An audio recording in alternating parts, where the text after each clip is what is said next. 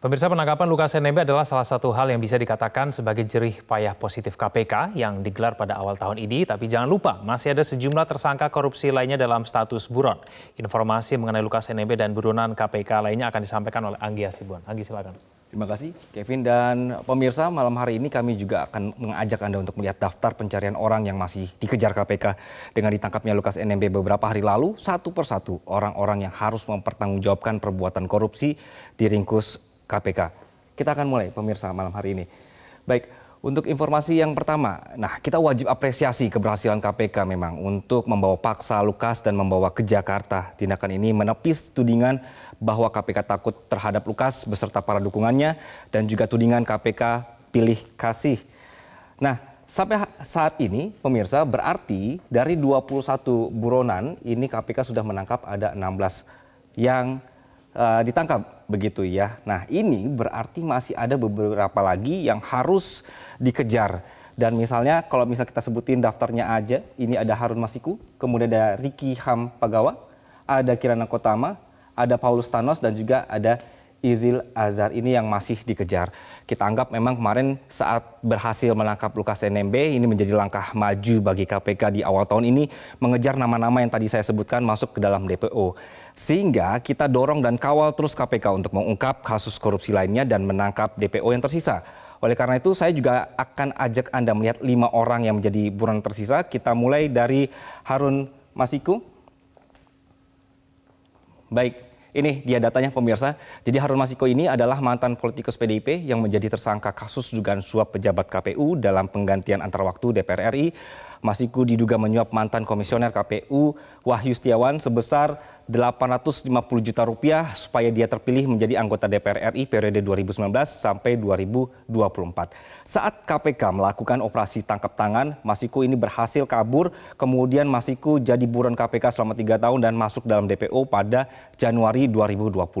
Hari Rabu tanggal 11 Januari, Menko Polhukam Mahfud MD ini menyatakan bahwa pemerintah sudah mendeteksi lokasi Harun Masiku. Sudah diketahui upaya si buron ini yang infonya suka ganti-ganti nama agar tidak diketahui keberadaannya. Nah, tantangan pemerintah untuk menangkap Masiku adalah bahwa lokasi Harun Masiku memiliki yurisdiksi hukum negara lain dan ada proses untuk tata hukum diplomasi, tata hukum antar negara dan juga kedaulatan. Oke, kita bergeser pemirsa. Dari Harun Masiku, selanjutnya adalah Ricky Hampagawak. Ini juga sama pemirsa, bahwa pemerintah sebut sudah tahu posisi si buron ini, namun tadi ada tantangannya ya, ada hukum negara lain yang harus diproses oleh tim kita, sehingga tidak bisa main jemput paksa seperti Lukas NMB kemarin. Nah, Ricky Hampagawa ini adalah Bupati Mambremo Tengah, dia kabur duluan ke Papua Nugini sebelum KPK resmi mengumumkan status tersangkanya. Kemudian akhir tahun 2022, KPK menerbitkan surat penyidikan baru dengan sangkaan pasal TPPU. Nah, penyidik sudah menyita 8 bidang tanah dan bangunan serta 5 unit mobil dalam kasus dugaan TPPU. Ricky sebelumnya juga ditetapkan sebagai tersangka kasus suap dan gratifikasi proyek di Mambramo Tengah. Menurut KPK, yang aset yang dikejar ini tidak sembarangan. Harta yang disita hanya yang diduga dibeli dari hasil suap dan juga gratifikasi pelaksanaan berbagai proyek di pemerintahan Kabupaten Mambremo Tengah. Baik, pemirsa, kita lanjutkan bahwa kita masuk ke buron selanjutnya yaitu Kirana Kotama. Nah, ini pemirsa, Kirana Kotama adalah tersangka tindak pidana korupsi pemberian hadiah terkait penunjukan Ashanti Sales sebagai agen eksklusif PT PAL Indonesia dalam pengadaan kapal SSV untuk pemerintah Filipina di tahun 2014. Suap ini diberikan ke Arif Cahyana selaku Kadif Pembendaharaan PT PAL Indonesia dan juga Saiful Anwar selaku Direktur Desain dan Teknologi merangkap Direktur Keuangan PT PAL Indonesia. Begitu. Kemudian kita lanjutkan setelahnya. Buronan KPK lainnya adalah Izil Azhari. Izil Azhar adalah mantan Panglima Gerakan Aceh Merdeka atau GAM wilayah Sabang. Izil Azhar resmi masuk DPO sejak 26 Desember 2018. Kasusnya diduga terlibat dalam suap penerimaan gratifikasi bersama-sama dengan mantan Gubernur Aceh Irwandi Yusuf. Dia disangka bersama-sama dengan Irwandi menerima gratifikasi besar juga pemirsa ada 32 miliar. Ini angka tepatnya adalah 32 miliar 454.500.000. Ini besar sekali ya. Nah, Irwandi Yusuf dan Izil Azhar diduga menerima gratifikasi selama 5 tahun sejak 2007 hingga 2012. Kita lanjutkan. Nah, kemudian pemirsa, Buronan selanjutnya adalah Paulus Thanos. Dia adalah Direktur Utama PT Sandipala Arta Putra. Perusahaan ini adalah salah satu anggota konsorsium percetakan negara Republik Indonesia yang memenangkan lelang proyek IKTP. Paulus menjadi buron dalam perkara dugaan korupsi pengadaan paket penerapan kartu tanda penduduk berbasis nomor induk kependudukan secara nasional atau KTP elektronik.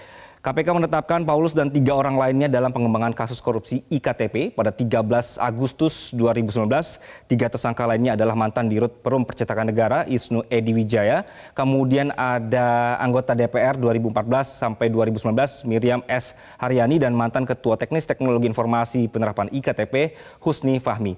KPK sempat mengendus Paulus ini ada di Singapura, tapi dalam perkembangannya belum bisa ditangkap juga. Kami akan putarkan kembali pernyataan Menko Polhukam yang menjawab pertanyaan kenapa sulit sekali mengejar 5 buron KPK ini. Yang Membramo itu ya, sama dengan yang Harun Masiku dan yang lain-lain, buron yang ada di luar negeri, itu tidak semudah mengambil Pak Lukas.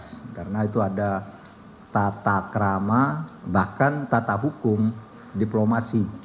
Tata hukum antar negara, tata hukum kedaulatan, yurisdiksi hukum dan sebagainya. Sehingga itu kita proses pelan-pelan. Soal Membramo dan Harun Masiku misalnya sudah diindus tempatnya di mana, namanya sudah ganti, kita sudah tahu juga.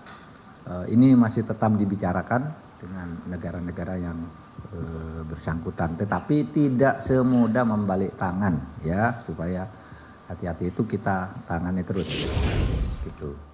Pemerintah sudah menyebut, sudah tahu lokasinya, sudah diendus, sudah tahu posisi masing-masing.